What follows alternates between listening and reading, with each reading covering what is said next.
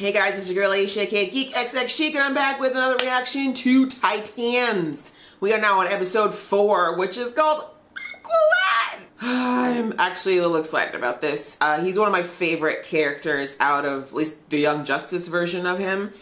And I mean, it's kind of hard because I don't, as I've mentioned many times before, if you've never watched this channel before, welcome. Thank you so much for checking in. If you haven't, please like and subscribe to this video, if you so please. But if you have watched my videos before, you know that I'm not as versed in the DC world as I wish I was, but I know who Aqualad is, and you know, kind of this guy that can command the seas and do all kinds of really cool things. Not quite the same as Aquaman, which we just had a movie with Jason Momoa in, but I'm very interested as to how the show is planning on handling Aqualad for a number of reasons. One, I really like that in the Young Justice version that Aqualad was a person of color. And so I'm hoping that in this show they're going to keep a little bit more diversity. We have a lot of diversity already. I mean, with Ryan Potter, obviously, and Anna Diop as Corey, we definitely still do have some, but I'm just saying, like, let's keep the ball rolling. There's nothing wrong with having more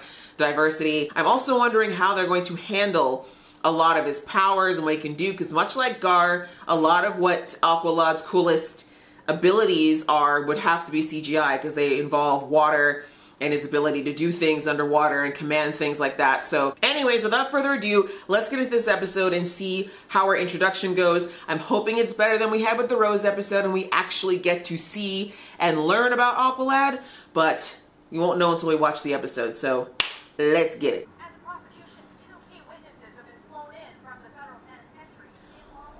So you about to kill somebody. Okay. Probably these witnesses. Legal eagle. Ugh. Ugh.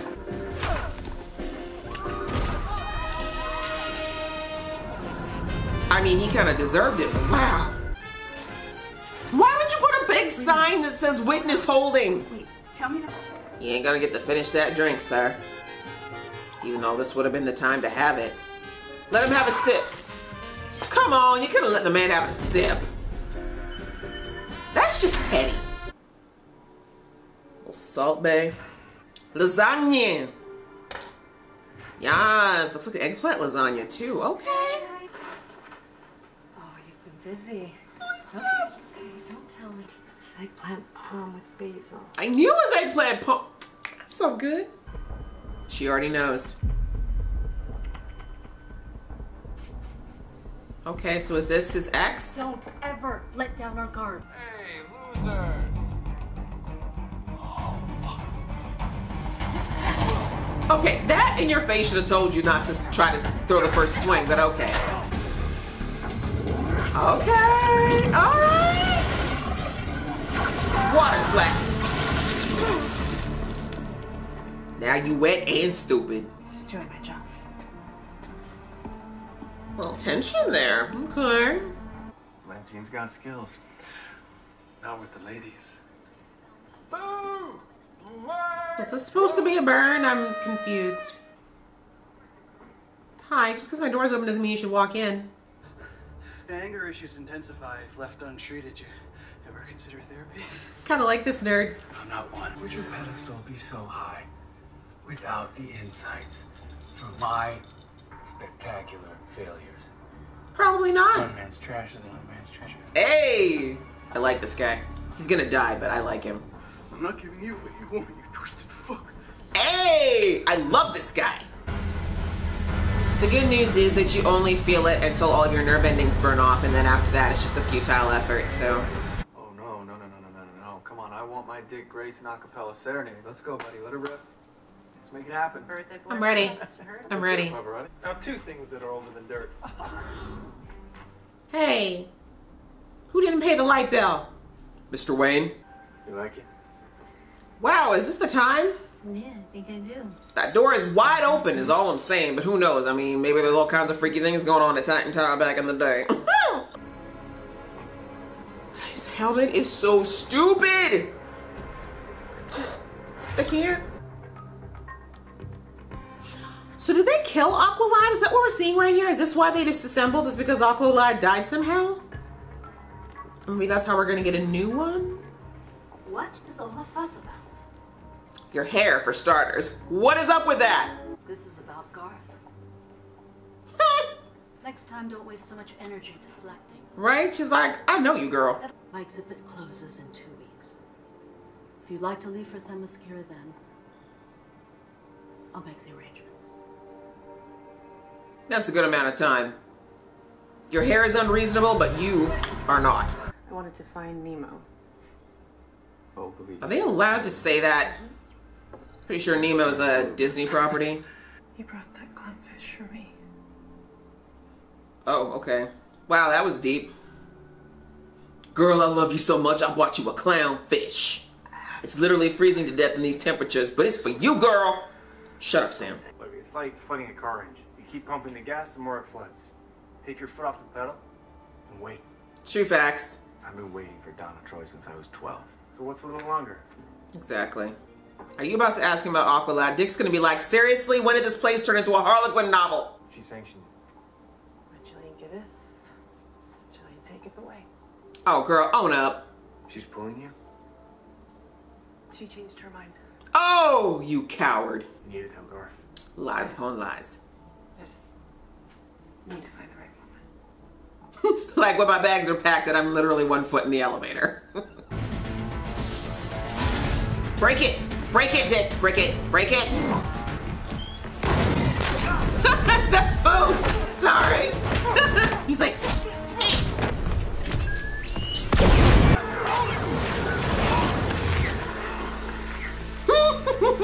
Oh God, was that a septic tank? All right, just stand there, guys. That's great. Why are you not helping him?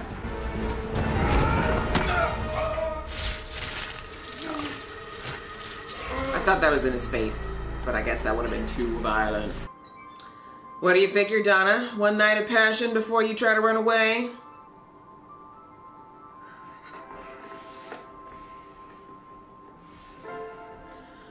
Why are girls like this? And we wonder why guys get so confused. That's cold, Donna. You gonna love him and leave him? I mean, I approve, but it's still cold. Now, see, a smart man would question why she suddenly changed her mind. But let's face it, he had no blood left in his brain at that point. By the time you read this, I'll be far away. So you didn't talk about anything? Well, we didn't need to. I mean, after all these years, you know, Dick's like you, bitch. You left the hard stuff to me. I trust your goodbyes were brief but meaningful. Yes. Yeah, I put a lot of meaning into it. How did he get there that fast? What does this have to do with clownfish? Thank you, ma'am. This one's like, this is cute. Seriously, we've got a flight depart, like a departure time, right now. He could not walk away slower. He's like, any minute she's gonna call my name. Now? He's like, yes! So should I send the jet home? Right? Like, I'm so confused.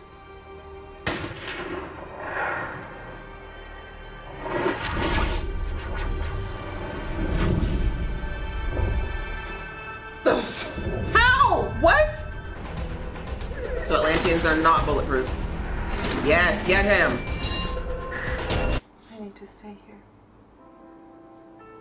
Girls, like, do you know how expensive it is to charter a jet? At least he had a great birthday party. Wouldn't have happened. He would have never been there. Well, don't blame yourself. Yeah, blame him. Really, he should have gotten the message. You want that? Solid What are you choice. fighting for? Hey, do you see that sign Aladdin saying? Come on, it's over by the wall. I'll show you. Why is Dick being so nice to this Check it kid? out. Does he know who he is? Yep. Oh. Oh my God, what if Dick trying to use him to get to Deathstroke? That is a great song, FYI. Sorry, I freaking love the payback. What if he tried to use Jericho to get to Deathstroke and that's what got him killed? And Rose either if she knows that, holy crap, and if she doesn't know that, still holy crap. Which means that Dick... Ooh, child, that adds a whole new layer to things. All right, guys, that was the latest episode of Titans, which was called Aqualad. And actually, they lived up to the name. We still got to focus on who he was to the team, the relationships he had with the group, and obviously the impact that his death subsequently had on Titans. And so this is great. When I saw that we were doing a flashback, as you saw in my reaction, I figured out about maybe 15 minutes in, I was like, he died. This is probably what broke them apart the first time, was his death, especially considering that in the last episode, we saw Donna get so emotional when she talked about the ghosts of Titan Tower. And so I kind of also thought there might be a double entendre with the ghost part, and clearly with someone dying, that is a good part. But considering that we saw all the people there, you know, Hank and Dawn and her and Bruce, or not Bruce, sorry, Dick, I wasn't sure how many more people there were in Titans at that time, so I didn't know if anyone had died, or if someone had just gotten seriously hurt, or if someone was collateral damage, you know, any of those kinds of things. But this definitely helped us to understand more of why the Titans eventually fell apart. We didn't get a lot of information about how Titans were really working before that, but my guess is that they were a much more collaborative team. We saw them take out those 2-bit guys who were trying to, I guess, carjack that family. I'm not sure, but they were very, you know, it was all about the banter and the, you know, just kind of catching all these quote unquote scum and taking them off the streets. It was very kind of low level and fun and all that kind of stuff. It was all very, like, I guess you could say the theme of it was like PG-13, right? They were keeping it pretty chill. Obviously, they weren't out for just trying to hurt people or exert any type of power over people. It was very much about cleaning up the streets of San Francisco and getting to use their abilities in a way that was helping people, instead of just, as I said before, kind of using it to take advantage. But we saw with Donna talking to, or Dawn, sorry. We saw with Dawn in her conversation with Dick, she, you know, they were flirting and everything, and he kind of said, oh, you like the Batman connection, is that why you like me? And she's like, no, no, no. Like, I don't want you to be Batman. Like, I want you to be you. That kind of spoke to the type of way that they were operating as a team at that point, right? I mean, we know that this was also based on last season. Dick was working really hard to be like the anti-Batman during this time. So my guess is that that extrapolated to the Teen Titans at the time, that everyone was kind of just there. There was a line nobody crossed. But we see that that flipped with the death of Aqualad. And when you hear at the end where Dawn looks at him and said, now's the time for you to be Batman, that's a very different place to operate out of. When you're operating out of a spirit of we're gonna get revenge on somebody, it's an emotional place, and the emotions that fuel revenge, which are usually anger, pain, hate, they're very unstable emotions, and they're ones that tend to skew what is right and wrong. And the lines that we sometimes at one point would say we would never cross sometimes become blurry when those are the type of emotions that are fueling your behavior. It's just not a healthy place, right? And this is why there's a expression my mom always says about revenge. She's like, if you're out to get revenge on somebody, you better dig 2 graves, one for the person you're going after and one for yourself. Because you do die a little bit. You take a lot away from yourself when you go after somebody in that spirit. And it's a knee-jerk reaction. It's completely human that if someone does something to hurt you or take somebody or something very precious away from you, you want to get retaliation. But a lot of people who've ever gone that route of getting their revenge or getting that retaliation will often tell you in hindsight that, yeah, momentarily it might have felt better, but in the long run, those negative emotions that they felt never quite go away. Like, because it wasn't about that person, right? It isn't about, right now this isn't even about Deathstroke. What he did was horrible, obviously, and he needs to pay for that in the sense of, you know, the justice system. But the revenge, the anger, the pain you feel is about the action, not the person, if that makes sense. You need to forgive the act and the person to an extent, in the sense that you can move on. But if you don't do that, if you don't heal the pain around what happened, around the loss, then it won't matter how many Deathstrokes they kill or how many ways they make him pay, that those negative feelings will always be churning inside. And so anyway, that was a bit of a sidetrack, but coming all the way back, I think that with the death of Aqualad, this is probably what changed in the group, is that they went from having this more altruistic mission as to why they were doing what they were doing, and then became singularly focused on getting revenge on Deathstroke, which again, those negative emotions fueling them, that's not a cohesive, like rage, anger, bitterness, hate, those are not bonding emotions. If anything, they actually isolate and they repel people. So I think that's probably what eventually would bring them to that brink where they separated, but we're probably going to see throughout, maybe in the next episode, I'm not sure, but at least throughout the season, we're probably going to see what the breaking point was for them. Anyways, let's kind of take it back a little bit and look at some of the other interesting things that we learned in this episode. I mean, we got back to like the Dawn and Dick stuff. We already knew about that. We knew the two of them were together. I did not realize that they were together after her and Hank broke up. Like, it was a little bit fuzzy last season when they tried to explain how their relationship worked, because I wasn't sure if it was a situation where like Hank and Dawn weren't together, but then she got with Dick, but Hank actually liked her, and then Dick just, you know, screwed off somewhere, then she ended up with Hank. But it sounds like Hank and Dawn were together, and then as we learned this season, Hank was using, and that whole situation I think got a little bit too much, and then they broke up, and then her and Dick ended up getting together, although knowing Dick, they probably were flirting a lot beforehand. Then that's kind of how things ended up. I mean, it seemed like they were friendly there. Like, Hank didn't look like he was holding any hard feelings, but as we've seen last season and this season, that's not 100% true. He's clearly still got a little itty bitty bit of jealousy where Dick's concerned. But anyway, Dick envy. We got kind of a little more history on that and their relationship, but I think it was very interesting. I think we focused a lot more on Donna and obviously a little bit on Garth and their dynamic together. And it wasn't deep by any stretch. Like, we didn't really get a chance to figure out like what made those two tick as a couple, or what really that driving force was. We got to learn that they've known each other since they were children, which is great. And apparently Garth has been carrying a long-standing flame for her, but as it is for the Amazon warriors, like their plight was that they were not, you know, they weren't the type to get involved in romantic relationships with men, or I don't even think with each other either. I think they were just like, their job was to be warriors and defenders, and that was it. Like, their life was literally learn how to fight, learn how to be the best warrior you can be. We see that, I like that we got a little bit more, even though this was Aqualad's episode, we did get a little bit of background on Donna and what made her tick, and a little bit more of what her life was like before she decided to kind of go rogue.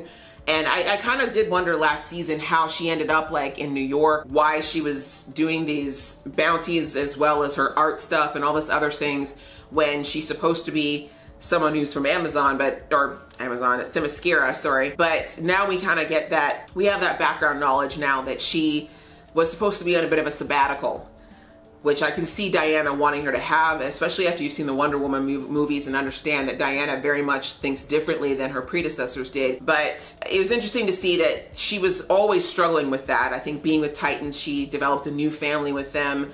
She liked the idea of being amongst everybody else instead of just the people who trained her. And as a result, she was battling whether or not she should go back. And then, of course, there was that attraction to Garth, that developing flame between the two of them, and that was obviously a very big deterrent for her. But it's good because, again, I kind of kept thinking of the Wonder Woman movie a lot during this episode, and we saw that, right? We saw that in that movie. Diana absolutely had her issues with wanting to give up the idea of love and romance just so she could fulfill this destiny that she was given, and should she have to. As I said, we got very little really on like in depth with Aqualad, but we do see that he was a very carefree, fun, sweet, kind of impulsive kind of guy, but obviously very loyal and very dedicated, and they all seem to love him very much. And we didn't really get an idea of like why he came to work with them, how he came to work with Titans. Was he actually a prince of Atlantis? Like, there was a lot about Aqualad we did not learn, but as I said, he was really more of a catalyst in this episode for what changed the Titan group and fundamentally changed Donna as well. We might still be getting an Aqualad now that we see that, you know, we've heard the name, we've seen the uniform, we've seen the effects, minor as they were. There is room for a new Aqualad to potentially join the group, so I'd be all for that. Maybe later in the season we will get another Aqualad, a little bit more like the one we saw in Justice League. But yeah, outside of that, we didn't get too much. Like, the whole episode was a flashback, and I'm okay with that because, as I said, I usually like it when they go back and forth. I like to see what's going on with the team here and now, but I'm okay with this one kind of being a complete throwback because it is so instrumental in how they're going to reform New Titans and what kind of role everyone's going to play. And I kind of wish that, and again, maybe that's the case, but I kind of wish they posed it as maybe Dick telling the story to the team. We didn't get a lot of information as to why Deathstroke was sent to take out, I don't know if he was sent to take out all the Titans, if he was just sent to take out Aqualad, and he just, well, actually, no, it had to be all of them because he tried to shoot Donna as well and he just couldn't get to her. So my guess is that, well, maybe not.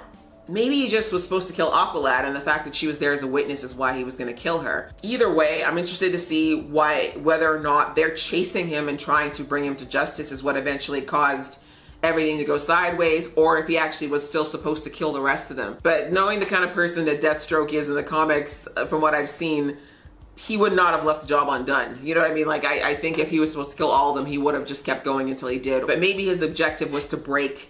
That actually makes sense. His objective was probably to break the Titans up. And killing one or two of them would have been enough for them to disband, which eventually it did. And that makes sense for why when Jason came back and said that the Titans were back, he was like, but the other thing could be what I said at the beginning, which tails into the end of the episode, which was what? The Jericho. Jericho, the older brother that we never really heard about. And the mom, I'm pretty sure the actress who played the mom was in the show Killjoys. I'm almost positive that's the same actress, but I digress. Jericho seemed super sweet, first and foremost. His mom seems that way. I really have no idea how her and Slade Wilson got together, but my guess is maybe he was a nice guy before he went into the military and they did all the crazy stuff to him. I really do hope, though, as a side note, that the show does explore more of Slade and his story and how he became the way he is. It's something that Marvel has done really well in their television shows like Daredevil and Luke Cage and all those types of episodes where they really showed the villain from the villain's perspective and helped as an audience for us to understand how they made the choices that they did to get to this place. And so I hope they do that as well with Slade and don't just make him, you know, this evil man who just kills for no purpose. But anyway, yeah, it seems like Jericho and his, I'm assuming it's his ex-wife, are very different from Slade, but it looks like they were trying to hide from him. In the end there, we know from what Rose said was that Jericho was killed by their father. And some of you in the comments, thank you so much, you let me know that in the comics apparently he died due to some experiments that his father tried to conduct on him that did not go well.